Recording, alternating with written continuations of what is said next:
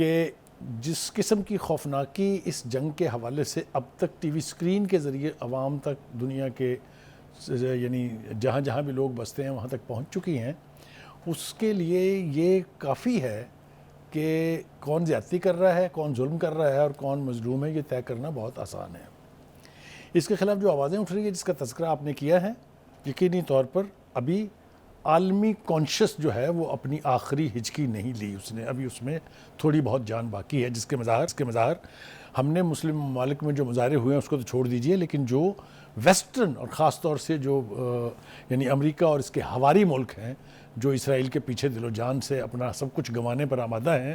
ان کے شہروں میں، ان کے ملکوں میں جو کچھ ہوا ہے وہ بھی ہمارے سامنے ہے۔ دو تین اس حوالے سے بہت واضح مثالیں جو ہیں وہ استنبول میں جو یعنی احتجاج ہوا اسرائیلی کونسلیٹ کے سامنے، اور جس سے خطاب کیا پھر بعد میں اردوان نے، جو زبان جو لب و لہجہ اردوان نے استعمال کیا، میرے خیال سے تمام مسلم ممالک کی لیڈرشپ کو اس کو نہ صرف یہ کہ غور سے سننا اور سمجھنا چاہیے، بلکہ اس کے بعد پھر اپنے رد عمل کو اس کے مطابق بنا لینا چاہیے۔ میں آج یہ سمجھتا ہوں کہ غزہ کے حوالے سے اگر کوئی سب سے زیادہ با اثر، سب سے زیادہ وزنی آواز ہے تو وہ اردوان کی ہے۔ اور ابھی تو میں عجیب و غریب سوشل میڈیا کے اوپر خبریں دیکھ کے اور سن کے آیا ہوں، اگر اس کا اعتبار کریں تو ان کا خیال یہ ہے کہ جو یہ سینٹینری وہ منا رہے تھے، جو 100 سالہ جشن، اس میں جن 100 جہازوں کا مارچ کیا گیا، ان 100 جہازوں کو بھی تیار رہنے کا حکم دے دیا گیا ہے کہ وہ کسی وقت بھی اسرائیل کی طرف مارچ کر سکتے ہیں۔ آئی وش کہ دس از ٹرو۔ ایک دوسری بات یہ ہے کہ میں خطاب کرنا چاہتا ہوں ان تمام مسلمان ممالک سے جنہوں نے اسرائیل کو تسلیم کیا ہوا ہے کہ اس سے بہتر وقت نہیں ہوگا کہ وہ اپنے سفارتی تعلقات بغیر ایک لمحہ ضائع کیے ہوئے اس کے ساتھ توڑ لیں، تاکہ دنیا اور خاص طور سے دنیا کی پرو اسرائیل جو لابیز ہیں وہ جس طریقے سے اس کو تسلیم کیے جانے کے ایک باقاعدہ منصوبے پر عمل پیرا تھی، اس کو سبوٹیج کرنے کا اس سے بہتر کوئی وقت نہیں ہے۔ ان ملکوں کی تفصیل میرے خیال سے بہت سے ہمارے ساتھی، ہمارے دوست، ہمارے ناظرین جو ہیں وہ شاید نہ جانتے ہوں، جنہوں نے اسرائیل کو تسلیم کیا ہے۔ میں کس کے سن میں کیا ہے اس کے ساتھ ساتھ جلدی سے وہ نام 11 ممالک ہیں، بہت سے اور بھی ایسے ممالک تھے جنہوں نے تسلیم کیا تھا لیکن بعد میں انہوں نے وہ تعلقات توڑ دیے، اس کی بھی فہرست بڑی طویل ہے۔ بحرین نے 2020 میں، بوسنیا ہرزیگوینا نے 1997 میں، اچھا جی، اس کے بعد کرگستان نے 1992 میں، مالدیو نے 1965 میں، موروکو نے 2020 میں، سوڈان نے 2020 میں، تاجکستان نے 1992 میں، ترکی نے 1950 میں، ترکمانستان نے 1993 میں، اور یو اے ای نے 2020 میں۔ میری التجا ہے آج اس پروگرام سے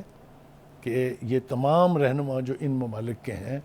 ان کو گریبان میں بھی جھانکنا چاہیے اور کھلی آنکھوں سے دیکھنا چاہیے کہ مسلمانوں کا قتل عام کس بے دردی اور کس جرأت مندی سے کیا جا رہا ہے۔ کچھ نہیں کر سکتے اگر آپ، تو کم از کم یہ تو کر دیں کہ اس کے ساتھ تعلقات کا خاتمہ کر دیں۔ ترکی واحد ملک ہے جس نے اب تک اسرائیل کو جوابی دھمکی دی ہے اور یہ کہا ہے کہ جناب ہم آپ کے ساتھ تعلقات کے اوپر دوبارہ نظر ثانی کر رہے ہیں۔ اب آجئے جناب، آپ نے جنگ کا حال پوچھا مجھ سے۔ ابھی تک اسرائیل کلیم کر سکتا ہے کہ اس کی فتوحات بہت ہیں کیونکہ اس نے زمیبوس کر دیا ہے پورے غزہ کو، لیکن ایک دنیا آباد ہے غزہ کے نیچے بھی۔ اس دنیا کا شاید اسرائیل کو پتہ نہیں، پتہ تو ہے، لیکن وہ کیا کر سکتی ہے اس کے ہم تاریخ سے ذرا پیرلل ڈرا کرتے ہیں۔ آپ وہ تہ خانوں کا جو جی میں اسی طرف آ رہا ہوں جی۔ 1960s کی دہائی میں جو کچھ ویتنام میں ہوا، جہاں پر دنیا کی ایک سپر پاور اپنی تمام تر ویپنری اور 3,60,000 فوجیوں کے ساتھ حملہ آور تھی، وہ کس طرح اپنی پینٹیں، ان کے جرنیل اپنی پینٹیں اور چڈیاں چھوڑ کے اور ہیلی کاپٹروں کے سٹینڈوں کے ساتھ لٹک کے وہاں سے نکلے ہیں، وہ نظارہ آج بھی دنیا کو یاد ہوگا۔ یہ کیسے ہوا؟ وہ تو ایک چھوٹی سی قوم تھی، اس کے پاس تو ہتھیار بھی نہیں تھے۔ یہ کام انہوں نے کیا تھا گوریلا وارفیئر سے، اور اس کے لیے انہوں نے بنائی تھی سائگون کے نیچے ٹنلز۔ سائگون کے نیچے ان ٹنلز کا نقشہ آئی ہوپ کہ ہم دکھا پائیں گے، وہ 120 کلومیٹر کے اوپر یعنی محیط تھی وہ ساری، اور اس کے اندر جس طریقے کی وارفیئر کا یعنی آغاز کیا ویت کانگز نے، یعنی ویت کانگ کہتے ہیں ویتنامی کمیونسٹ کو، ویتنام کے گوریلاز نے جس طریقے سے وہ لڑائی لڑی ہے، میرے خیال سے وہ ایک نیا چیپٹر ہے جو جہاں تک جنگی یعنی تاریخ کا تعلق ہے، اور کس کس نے اس سے سبق سیکھا ہے یہ تو ہم کسی دن بعد میں ڈسکس کریں گے۔ لیکن ہوا وہاں کیا؟ انہوں نے وہ طویل سرنگیں کھودی اور اس کے جو انٹری اور ایگزٹ پوائنٹ تھے وہ بہت ہی چھوٹے ہوتے تھے، کیونکہ ویتنامیز جو ہیں وہ بڑے دبلے پتلے لوگ ہوتے ہیں، آپ کو پتہ ہے، جبکہ امریکہ کی فوج میں سانڈوں کی طرح سے پلے ہوئے، سور کا گوشت کھا کھا کے، آپ کو پتہ ہے جو حال ان کا ہوتا ہے، تو وہ ان سرنگوں کے نیچے چھپے رہتے تھے، اور جب بھی کوئی کاروان یا قافلہ وہاں سے گزرتا تھا تو ایک وہاں سے گوریلا باہر نکلتا تھا، وہ ان کے اوپر فائرنگ کر کے اور ایک لمحے میں غائب ہو جاتا تھا۔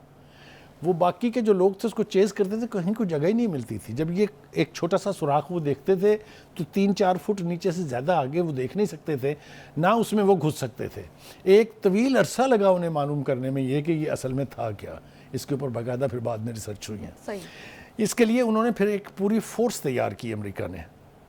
جس کی ٹریننگ جو ہے ایک خاص جگہ پر جو وار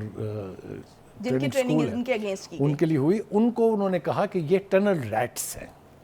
لہٰذا انہوں نے بھی دبلے پتلے لوگ جو ویسے فوج میں ناکام اور بیکار سمجھے جاتے تھے ان کو سلیکٹ کیا، ان کو ڈھونڈا، ان کو ٹرین کیا اور پھر لا کے ویتنام میں چھوڑ دیا۔ مگر ان کی بھی قسم پرسی کا حال یہ تھا کہ وہ نیچے جھانکتے تھے تو پھر واپس آنا نصیب نہیں ہوتا تھا، اس لیے کہ ان ٹنلز کے نیچے جس طرح کا اہتمام کیا تھا ویتکانگ گوریلاز نے، وہ یہ کہ چھوٹے چھوٹے فاصلے کے اوپر ڈمپس تھے اسلحے کے، اور ساتھ گیٹ کے ساتھ وہ بند کر دیتے تھے۔ لہٰذا جب امریکیوں کا بس نہیں چلا اور انہوں نے اس میں گیس چھوڑنی شروع کی تو وہ جو چھوٹے چھوٹے دروازے بند ہو جاتے تھے، وہ گیس کا اخراج جو ہے وہاں سے نہیں ہونے دیتے تھے۔ اس طریقے سے وہ جنگ، اس کی ایک بڑی طویل تاریخ ہے، پورا پروگرام گزر جائے گا اگر میں اس کی تفصیل بتانے کے اوپر آؤں، لیکن مجھے وہ مناظر یاد ہیں، مجھے بالکل اپنی نیکڈ آئیز سے میں نے وہ دیکھے ہیں کہ امریکی کس طرح وہاں سے بھاگے تھے۔ آ جائیے جناب غزہ۔ اب ہمارے دوستوں کو یہ شاید علم ہے، اور اگر ہے تو پھر انہیں اس سے خوف کھانا چاہیے۔ There is a whole city under Gaza. وہ 1960s میں 120 کلومیٹر تھی، 2011 میں جو سی این این کے ریسرچرز تھے، جو دفاعی ریسرچرز ہیں، انہوں نے یہ 2011 میں بتایا کہ غزہ کے نیچے جو ٹنلز ہیں ان کی لینتھ جو ہے وہ وہ ہے یعنی وہ ایک منٹ میں آپ کو تاکہ فگر غلط نہ ہو جائے، وہ 500 کلومیٹر ہے جی 500 کلومیٹر، وہ 500 کلومیٹر کا نیٹ ورک ہے پورا، وہ آپ سکرین پہ دیکھ سکتے ہیں، وہ آپ کو دکھایا بھی جا رہا ہے۔ اس نیٹ ورک نے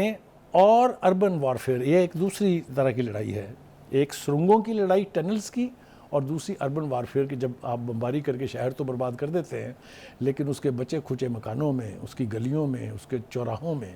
جو لوگ جنگ کے لیے اپنی زندگی داؤ پر لگا کے ہتھیلی پہ جان رکھ کے لڑنے کے لیے تیار ہوتے ہیں، وہ بھی بہت خوفناک لوگ ہوتے ہیں۔ اور یہی وجہ ہے کہ اب تک اسرائیل جو ہے اس نے انہی 2 وجوہات کی بنا پر رخ نہیں کیا ہے غزہ کے اندر داخل ہونے کا۔ ان کو یہ بتایا جا رہا ہے مختلف طریقوں سے، ان کو امریکہ نے بھی بتایا ہے کہ آپ غلطی نہ کریں اندر جانے کی، ان کو ایران نے بھی وارن کیا ہے کہ اگر آپ اندر جائیں گے تو it will be a cemetery of your tanks and your soldiers. آپ سمجھ رہی ہیں نا کہ یہ ہوا میں دھمکی نہیں ہے، غزہ کی ٹنل سے خوف کھاتے ہیں اسرائیلیز بھی، اس طرف رخ نہیں کرتے ہیں۔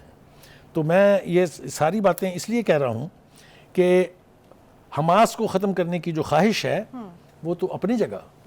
لیکن جو زمینی حقائق ہیں اس سے ان کو یعنی مطلع ہونا بھی چاہیے، اور میڈیا کے ذریعے ان کو یہ بتانا بھی چاہیے کہ جب آپ غزہ میں داخل ہوں گے تو آپ اپنی موت کے پروانے پر دستخط کر رہے ہیں۔ اور ویسے بھی بخاری صاحب جو اربن وارفیئر ہے اس کو جیتا وہی ہے جو اس علاقے سے واقف ہے۔ کریکٹ۔ دوسری بات آپ دیکھیے رویوں کی، اسرائیل کا رویہ کیا رہا ہے خواتین، بچوں، مردوں اور بزرگوں کے لیے، وہ آپ کے سب کے سامنے ہے۔ اس کے برعکس جو حماس ہیں ان کا رویہ آپ دیکھیے کہ وہ جو 2 عمر رسیدہ خواتین جن کو رہا کیا گیا تھا، ان میں سے ایک 70+ ایئرز کی تھی اور دوسری 85 ایئر پلس تھی، تو انہیں جب رہا کیا گیا تو جب رہائی کے وقت واپس پلٹ کے انہوں نے جو حماس کا وہ فوجی ساتھ تھا یا جو جنگجو ساتھ تھا اس سے ہاتھ ملایا۔ اس کے بعد جب وہ اسرائیل پہنچی تو ان سے لائیو کوریج کے طور پر، کہ ان کا خیال یہ تھا کہ یہ ان کے ظلم و ستم کی داستان بیان کریں گی، تو ان سے اینکر نے پوچھا سوال کہ آپ نے اس سے پلٹ کے ہاتھ کیوں ملایا؟ تو اس نے بتایا کہ he has been very kind to me during my captivity. یہ لوگ ہمیں ڈاکٹرز مہیا کرتے تھے، یہ لوگ ہمیں جو کھانا مہیا کرتے تھے وہی خود بیٹھ کے وہاں کھایا کرتے تھے۔ ایک طرف رویوں کا حال یہ ہے، اور دوسری طرف رتھلیسنس کا حال یہ ہے. اور بخاری صاحب جو ویسٹرن میڈیا تھا انہوں نے اس کی ابڈکشن والی جو صورتحال تھی جو اس نے وہاں پر بتائی کہ کس طرح سے ان کو اغوا کیا گیا اور کس طرح سے معاملات دیکھیں جو ویسٹرن میڈیا ہے جو ویسٹرن میڈیا ہے وہ جھوٹ پہ جھوٹ بول رہا ہے, ایک منٹ کے بعد جھوٹ بول رہا ہے. وہ جس طریقے سے اسرائیل کی کامیابیوں کو پروجیکٹ کر رہے ہیں زمینی حقائق اس طرح نہیں ہے. جیسا میں نے آپ کو کہا کہ ورنہ تو انہیں they should have a walk over.